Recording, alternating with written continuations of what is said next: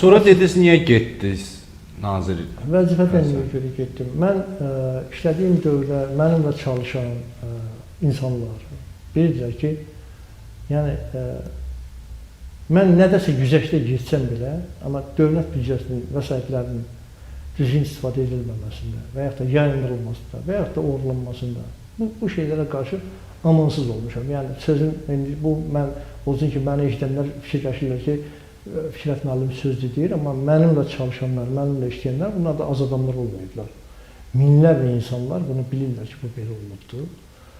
Yəni, heç kimə güzəştə getməmişəm, heç kimə kompromis etməmişəm. Dövlətin maraqları olan yerdə, dövlət büdcəsinin maraqları olan yerdə və bu sahədə də ciddi bizim qarşı durmamız Müdafiə Nazirliyindəndir. Çünki Müdafiə Nazirliyinə böyük pullar ayrılırdı. Səfər Əbiyevdən öncəki nazir Məmməd Rəfi Məmmədoğlu, məsələn, büdcə vəsaitlərini səmərəsiz istifadə etmək, eyni zamanda, belə deyək, qiymətləri şişirdilmiş kontraktları reallaşdırmaq üstündə mən Ulu Öndərə çıxıb, icazə alıb, Müdafiə Nazirliyində yoxlama aparıb, onu işdən götürdürmüşdük. Məmməd Rəfidir. Məmmədov, bəli. Səfər Əbiyevdən öncəki nazir. Yəni, məhz bu əməllərə görə. Bundan sonra Səfər Əbiyev gəldi. Səfər Əbiyevdə bir qədər işləyəndən sonra gördüm ki, eyni proseslər davam edir orduda, yəni büdcə vəsaitlərinin səmərəsiz istifadəsinə.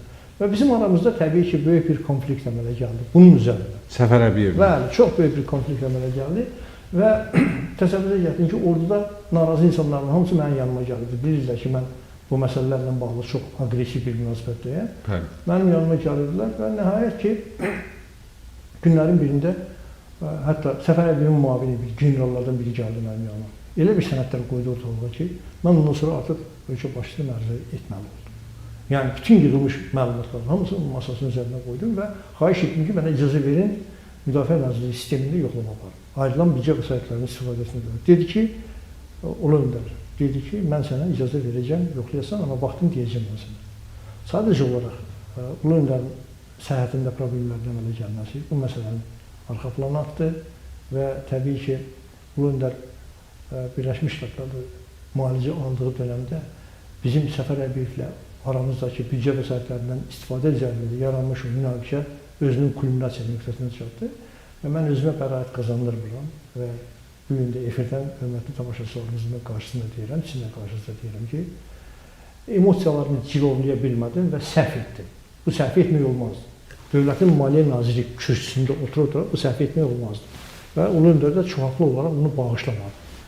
Mən emosiyalarımı cilovlaya bilməyib, Səfər Əbiyevin son, demək, bir ət əməliyyatı olmuşdu. Yəni, bir konserva alıb orduya yedirtmək istəyirdilər. Onun üstündə bir ciddi münaqişəmiz düşdü və o münaqişənin nəticəsi olaraq mən mətbuatda Səfər Əbiyevin əməllərini müsahibə formasında ifşa elədim. Dəyərli izləyicilər, yayımı bəyənib paylaşın. Deməli, siz bunu ali rəhbərlikdən icazəsiz elədiniz. Təbii. Ali rəhbərlik burada deyil. Yəni, bunu etmək olmazdı. Tam səmimi deyil. Bunu etmək olmazdı. Sadəcə emosiyaları cilovlamağı bacarmaq lazımdır. Yəqin ki, mənim o büdcə vəsaitlərindən istifadədə apardığım mübarizə, yaşadığım o dönəmdəki həyatdakı gərginlik, yəni işlə bağlı gərginlik məni elə bir həddə gətirib çatdırmış ki, o, belə deyək də, özünə nəzarəti müəyyən qədər itirdim ki, o müsahibəni verə bildim və təbii ki, ondan sonra Təhlükəsizlik Şurasının toplantısı çağırıldı və mən vəzifədən azad oldum. Yəni, işdən də getməyimin səbəbi bu olubdur. Amma mən sizə deyim, bax, keçən dəfə evirlərin bilinir dedim. O zalda, harada ki, mən işdən azad olunmuşdum, burada çox adamların işdən azad olunmasının şahidi olmuşdum özüm. Məsələn, Gömrük Komitəsinin sədri var, Tahir Əliyev. Bəli. Və başqa demək, Məmməd Rəfi ilə Məmmədoğlu və digərlərinin. Bu bizim rəhmətli Ulu Öndər onları işdən çıxardarkən onun səsindən biz qorxurduq. Yəni, o qədər acıqlı bir hirçli ki, mən sizə etimad göstərmişəm. Nəyə görə belə hərəkətlər eləmişsiniz? Amma məni işdən çıxmağımı necə elan etmişdirsə, bir də baxdım ki, danışanda mənim haqqımda vəzifə sahibi kimi keçmiş zamanda danışır, onu başa düşdüyümü məni azad edildi.